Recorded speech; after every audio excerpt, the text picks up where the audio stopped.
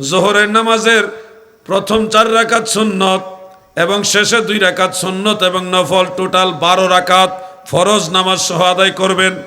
জোহরের নামাজ টোটাল 12 রাকাত যদি আপনি আদায় করেন, আমার দয়াল নবীজি বলেন, মান হাফিজা 4 রাকাত কাবলা জোহরে ওয়া বাদাহা, যারা জোহরের নামাজের পূর্বে এবং পরে 4 রাকাত নামাজ যথাযথ রক্ষা করে, সুন্নত নামাজ 4 রাকাত পড়েছে, তারপরে জোহরের ফরজ নামাজ পড়েছে, এরপরে 2 রাকাত সুন্নত পড়েছে, এরপরে 2 রাকাত নফল পড়েছে, রাহমাতুল লিল আলামিন নবী, দয়ার নবী, মায়ার নবী বলেন, আমার আল্লাহ তার জন্যে রহমতের সবগুলি দরজা খুলে দেয়।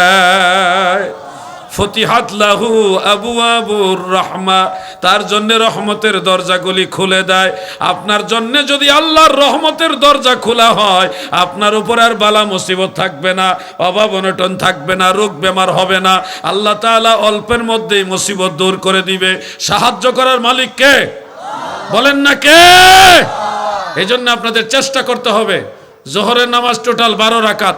কিছুদিন আগে যদিও একজন শায়েখ নামদারি, ডক্টর ডিগ্রিদারি, তিনি বলতেছে জোহরের নামাজ 12 রাকাত, এটা কোন কিতাবে পাইলো, কোন হাদিসে পাইলো? আশ্চর্য ব্যাপার, জোহরের নামাজ 12 রাকাত উনি জানে না, উনি ডক্টর হইল কিভাবে? উনি আবার কামিল মাদ্রাসার মুহাদ্দিস।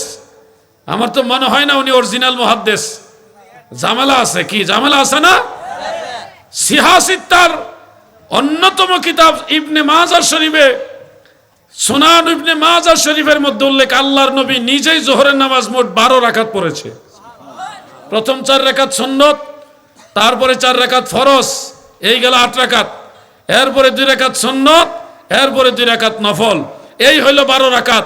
আল্লাহর নবী নিজে জোহরের নামাজ 12 রাকাত পড়েছে। আমাদের এই আনোয়ারপুরের ছোট ছোট ছাত্ররাও জানে জোহরের নামাজ কত রাকাত। ছাত্র ভাইরা বলেন কত রাকাত? আমাদের এই ছাত্র ভাইরাও জানে জোহরের নামাজ 12 রাকাত। ওই ডক্টর সাহেব জানে না, আসলে জানে, কিন্তু এদের ভিতরে শয়তানে বাসা বাড়ছে। এই শয়তানে ধোঁকা দেওয়ার কারণে নামাজের রাকাত পর্যন্ত ভুলে গেছে। ঠিক কিনা বলেন? কোথায় যাব? ফিতনার যুগে এসে পড়ছি। এরপরে ধরেন আরেকটা আমলের কথা আপনাদের বলি।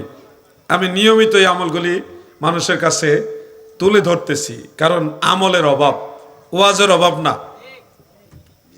আলেমের অভাব না। আলেম আগের চাইতে অনেক বাড়ছে। আগে 3-4 গ্রাম মিললে একজন মৌলভী সাহেব পাওয়া গেছে, মুফতি সাহেব না, মৌলভী সাহেব। এরপরে ধরেন পুরা এলাকা জুড়ে একজন মুফতি সাহেব আছিল, পুরা এলাকা জুড়া। আর এখন প্রত্যেক গ্রামে 2-4 জন মুফতি সাহেব আছে। কি আছে না? নাই। কিন্তু আগের মতো সে তাকওয়া পরহেজগারি, সে আমল নাই। ফতোয়া বাড়ছে, আমল কমছে। ফতোয়া 4 দোকানেও পাওয়া যায় এখন। এই জন্য বলছি আমলের অভাব। আমলের বিষয়গুলি আমি বেশি বেশি গুরুত্ব দিতেছি।